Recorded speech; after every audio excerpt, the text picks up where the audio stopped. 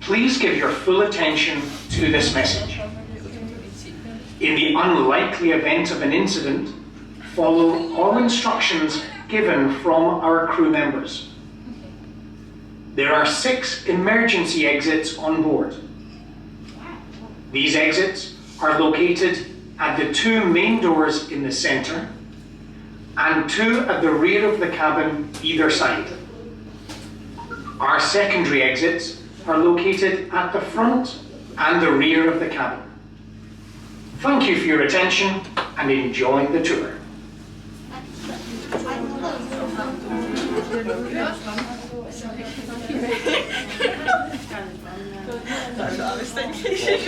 The boat moves into a gondola, which holds boats side by side. There are 2 gondolas on the Falkirk Wheel, which always weigh the same, whether or not they carry their combined capacity of 600 tons, as the water contained within the gondolas is displaced to compensate. The Falkirk Wheel is under the operation of the main control room at the basin, and safety procedures are closely monitored to ensure that the wheel cannot turn until all the steps required have taken place. To make the Falkirk Wheel ready to turn, 2 hydraulic steel gates are raised to seal off the gondola from the water in the canal basin. The water between the gates is then pumped out, and a watertight seal which connects the gondola and the canal basin is removed. A hydraulic clamp and a series of securing pins, which prevent the arms of the wheel from moving while the gondola is docked, are now removed, allowing the Falkirk Wheel to turn. In the central machine room, an array of 10 hydraulic motors begins to rotate a central axle, which is carried on bearings at both ends. The axle connects to the outer arms of the Falkirk Wheel, and this now begins to rotate slowly at a speed of 1/8 of a revolution per minute. It takes around 4 minutes for the gondola to reach the top of the aqueduct, 25 meters above. The Falkirk Wheel can turn in a clockwise or anti-clockwise direction, and the choice over which way it turns is made by an operator in the control room. To reduce wear on bearings and other moving parts, the operator will evenly distribute the number of times the wheel turns in each direction. As the wheel rotates, the 2 gondolas are always kept in the upright position by a simple system of gears. 2 8-meter wide outer rings orbit a fixed inner cog of the same width. 2 smaller cogs connect the inner and outer rings together. These travel in the opposite direction to the outer rings, and this ensures that the 2 gondolas remain level. Without this system, the inertia created by over 80,000 gallons of water would tip each gondola over. According to Archimedes Principle, floating objects displace their own weight in water, So when a boat enters the gondola, the weight of water displaced will equal the weight of the boat. This means that one gondola holding one or more boats will always weigh the same as an empty gondola, providing that the water levels are the same. Maintaining an equal water level in each gondola is critical to the operation of the wheel. A system of electronic sensors constantly monitors the water levels up and down the Falkirk Wheel side. Balance and equilibrium are the two principles behind the Falkirk Wheel's remarkable energy efficiency.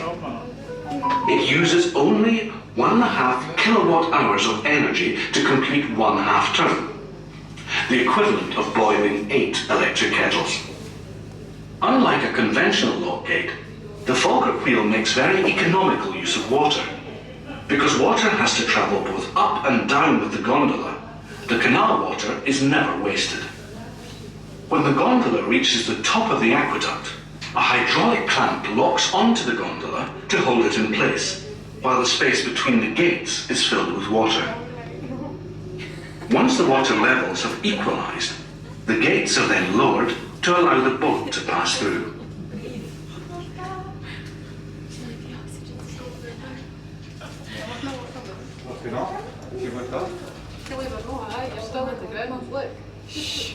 Well, look at the ground.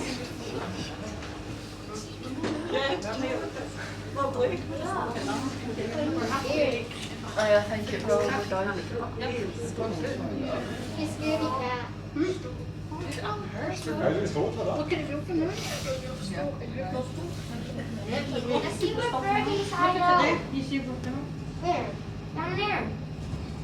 Biggest telescope. Is it a little boat? Is it a little birdie?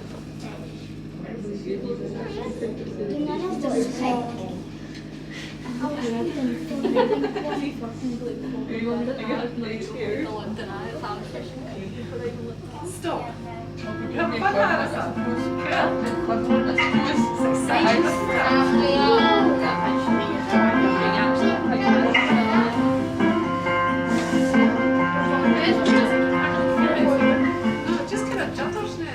When the designers were putting the plans for the Falkirk Wheel together, they were confident it would work on paper, but they weren't exactly sure. This is the first rotating boat lift in the world after all. So to test their theory out, they built a small-scale model out of Lego to see how it went. Fortunately, the principle worked and the design was commissioned. The canal system stretching across Scotland is home to over 30 varieties of aquatic plants, 15 species of mollusk, over 30 types of water flea, and even freshwater sponges, plus the ducks and swans. It's been known for fish to swim into the gondola at the bottom and travel up to the Union Canal with us. Of course, they displace their own weight too. And there are footpaths here as well, leading up into the woods. You can walk along these later if you like.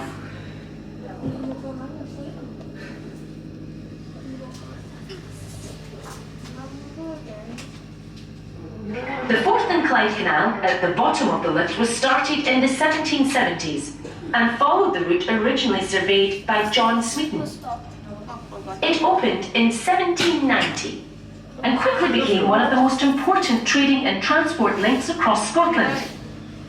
It was the world's first sea-to-sea ship canal, joining the River Clyde and Glasgow in the west to the River Forth and the North Sea in the east.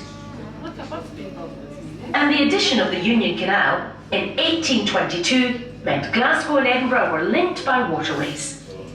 This all meant that unprecedented amounts of trade were now possible, not only between Glasgow and Edinburgh, but also with the rest of Northern Europe and the world. In the 1830s, 200,000 people each year travelled between the two cities. One operator offered the express service in just 7 hours on swift passenger boats. There was, apparently, a sign projecting from the front of the boat that would cut through the tolls of any slow-moving vessels that refused to give way. Getting between the two canals still required the use of a lock system though. a few kilometres to the east of here, there was a flight of 11 canal locks with a fall of just over 3 metres each.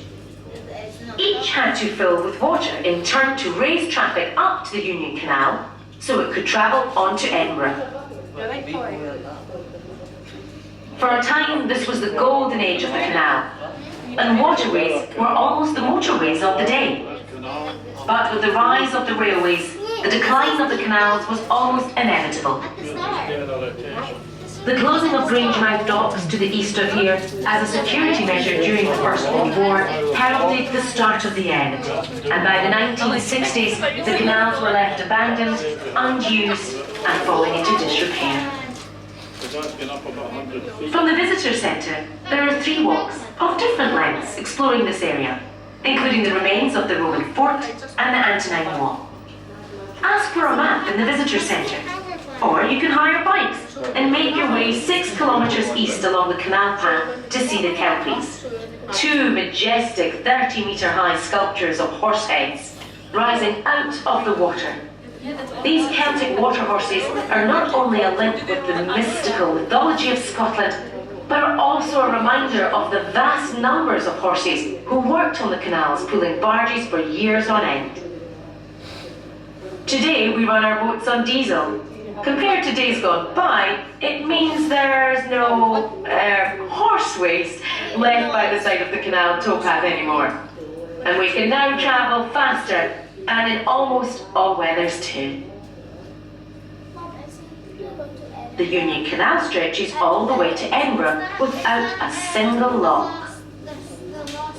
It's a feat of engineering and construction laid out by the canal's designer Hugh Beard in the 1820s.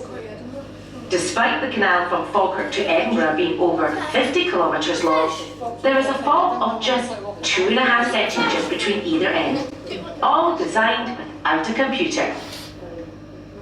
It's important to remember that we're on part of a canal network that stretches right across Scotland. And in recent years it's been growing in popularity, thanks in part to projects like the Falkirk Wheel. But there's also been a rise in the appetite from the public for enjoying our historic waterways. There are 22 million visits a year to our canals, with people enjoying the towpaths, walkers, joggers and cyclists alike. On the water, people enjoy canoeing and kayaking, and canal boat holidays are increasingly popular. But a canal boat holiday can also be very relaxing. The gentle pace of the boats means you can switch off from the pressures of modern life and slow right down. The body that cares for these waterways is called Scottish Canals, an agency of the Scottish Government. Any profit we make from activities on the canals, we put right back into caring for the system. It's our aim to make sure the canals are still here and being enjoyed by people in another 200 years.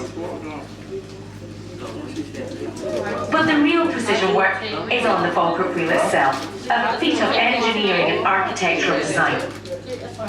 It was the first rotating boat loop to be built in the world, bringing the story of Scottish invention, adventure and world first right up to date.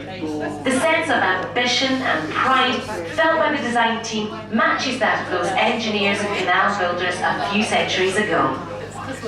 While many see the wheel as a beautiful thing, it's often questioned whether its merits are as a piece of art or as a piece of engineering. Tony Kittle, designer of the Falkirk Wheel, perhaps puts it best. We came up with a practical, physical solution to the problem of how to link the 2 canals together. But we were driven by both the practical and the aesthetic.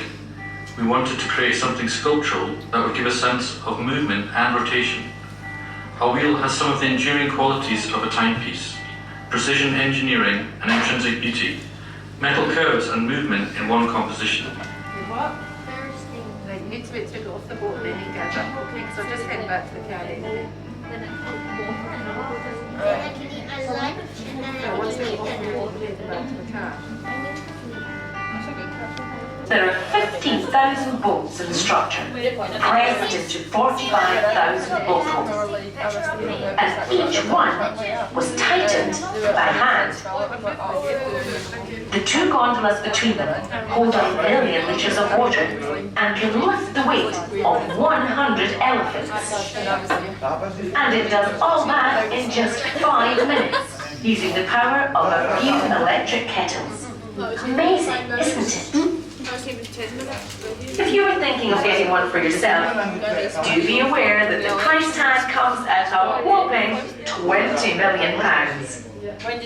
As we come to the end of this boat tour, it's impressive to think that the Falkirk Wheel wasn't actually built as a tourist attraction. There was no visitor centre here originally, and boat trips like these didn't take place. But people came to visit the wheel out of their own curiosity. They came from all over the world to wonder at this architectural and engineering gem. So we started running boat trips, and the Falkirk Wheel has gone from strength to strength. And now you've visited too, and ridden this unique part of the Scottish landscape. Perhaps we should leave the last word for the time being to the wheel's designer, Tony Kettle. The Falkirk Wheel appears to lift its head and take stock of its Scottish surroundings. It stands up proud and bold, emerging from the land as the skeletal frame of a long-lost prehistoric animal. It sits on a spine that connects the east and west coast of Scotland and says, "Scotland is whole once more." The wheel reverberates with the strength and passion, the vision and the imagination that have underpinned the very best of Scottish culture since the 1700s. And, more importantly, it stands as one monument, celebrating the past, but also what may be possible in the future.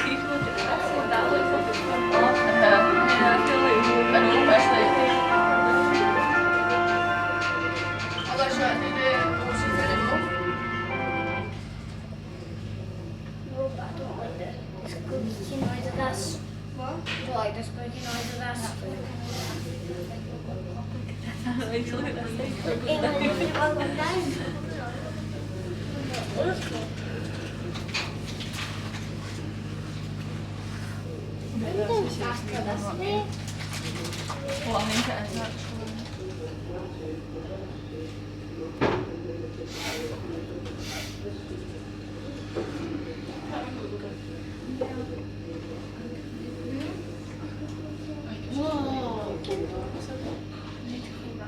We discussed it.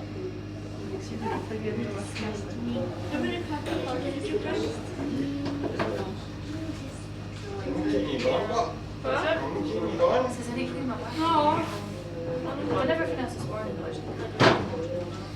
I've got to do one got it. So I get the haircut Tuesday. I don't really think that's good.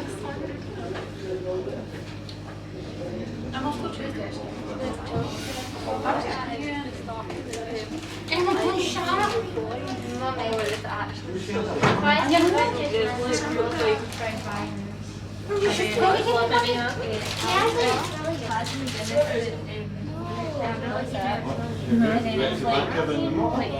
So it's like contesting what the top like kind of judges or what's like a panel that like kind of can help and well what the difference is. So it's like Alice and Hannah and the whole swimming ball and they've always got like a similar class levels again.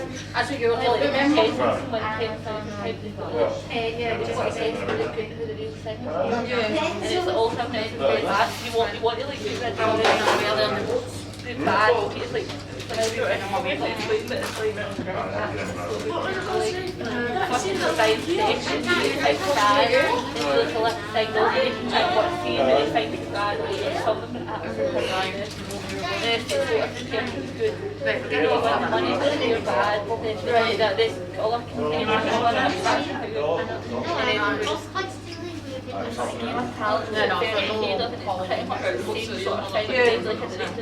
quite good talent, like I've seen that one. I've seen like like you just watch them both actually, right? But I think really the second one is quite funny. The talent's already there, but actually both the same static. I think the bumper boats are getting put in use, so that'll make the decision. Wait, so now what? Do we go backwards? I don't think like since it's raining, Yeah. just that kind of Backwards, video. forwards, backwards, over, down, ahead. And then let's go backwards. To the captain's we take Good thing you do it in front of them. There's a lot of people in there, or not. Or go backwards, go forwards. I don't know, that size. Yeah, They would have kept the fast again. You're not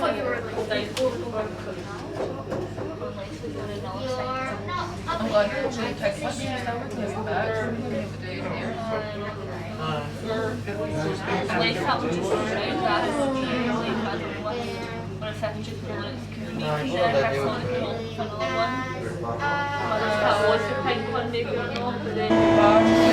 Someone make a question and you can see her and it shows on the other part of the live music.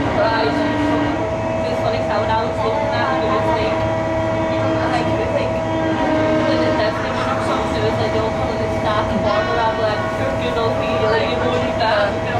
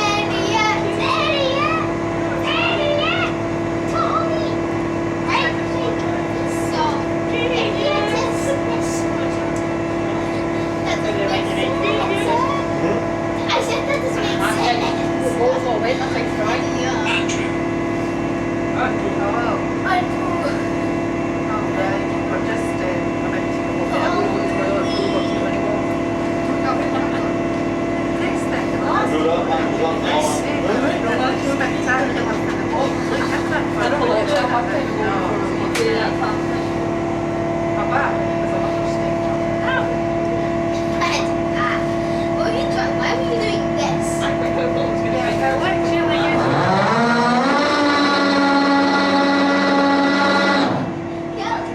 Kelsey, stop it! It's killing!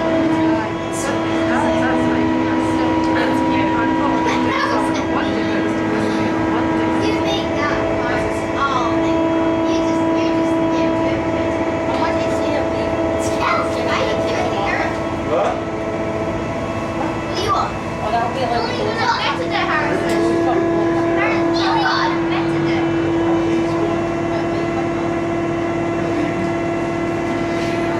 Squad attack. You're too going on again.